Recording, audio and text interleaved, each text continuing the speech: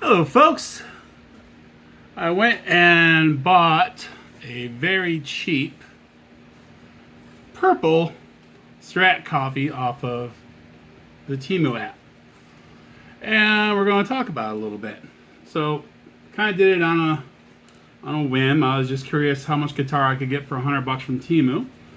And honestly, it is not a terrible guitar. Does have a lot of issues though. First thing I noticed right out of the box is the frets are extremely sharp. All the way. Both sides, up and down the neck, like a cheese grater. I mean, seriously, a young child, if someone got this for Christmas, could really cut their fingers on this. So that's the first thing that's got to be fixed. Second thing... What is the second thing? I was going to say something.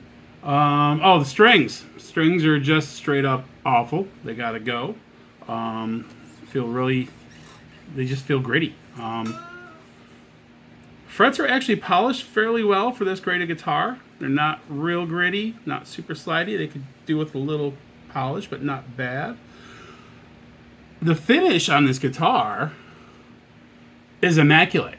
I can find no finish flaws, no orange peel, no spots, nothing missed, no overspray. It's beautifully done. Buffed out, very nice and shiny. The hardware is what you'd expect, a cheap Strat style bridge, pot metal, but it gets the job done. I haven't tried it as a tremolo just yet. The pickups sound fairly good. I'll be doing a quick little demo of the pickups shortly. Tuners, okay. Not the best.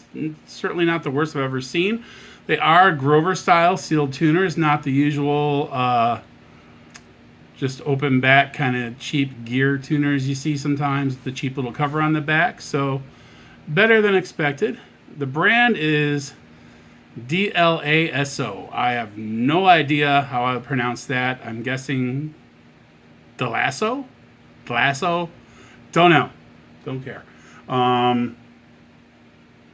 Actually, the back cover is better than I expected it would be. Now, they didn't route it, so it sits flush. But it's got that little route right there. To kind of make string changes a little bit easier. Of course, on a Strat, I never leave those on. I always take them right off.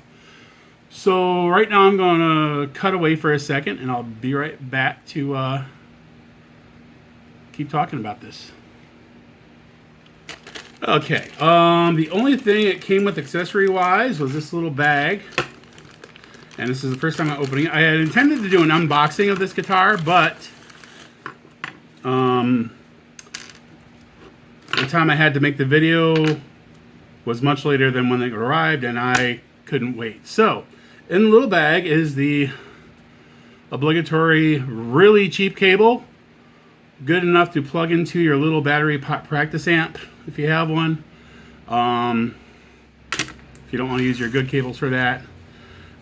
2 Allen keys. One for the truss rod. One to adjust the bridge saddles. And the whammy bar. That's all it came with. No gig bag. Also, the box it came in was... I'll show you. Hold on one sec. Alright, the box. Cheap. 1 ply. The only protection was a bit of bubble wrap and the foam and the styrofoam insert to let the neck rest on, which is cracked, as you can see. So, given that this guitar came from China, quickly, I am really surprised and impressed that it made it here in one piece. So, I'm going to get out my little Black Star mini amp and do some sound tests. One sec. Okay, got my little Black Star guy. I love this thing. This one's got Bluetooth, so it's a perfect little thing when I'm teaching guitar. I take this with me. And that way, if I want to play a backing track or play a song for my student to start learning, I can do that. I should actually probably do a full review on that one of these days. And I'm going to use the cheap cable that came with the guitar. Plug it in here. Move this a little bit closer to the phone so you'll all be able to hear it well.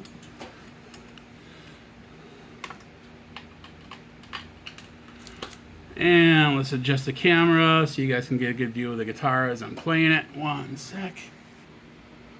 Okay, we're plugged in. We are powered up. I didn't check if we're in tune yet. We are not in tune at all. Let me get a tuner.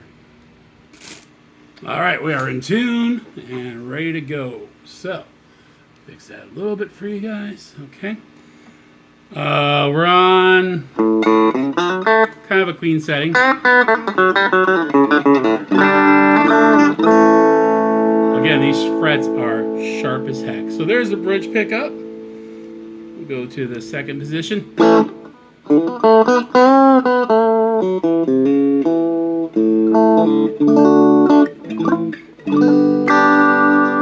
the middle.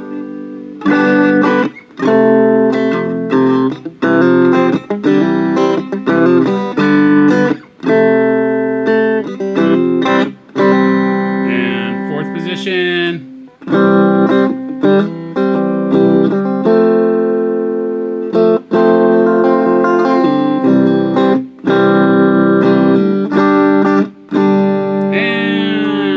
Position, just the neck pickup. Oh,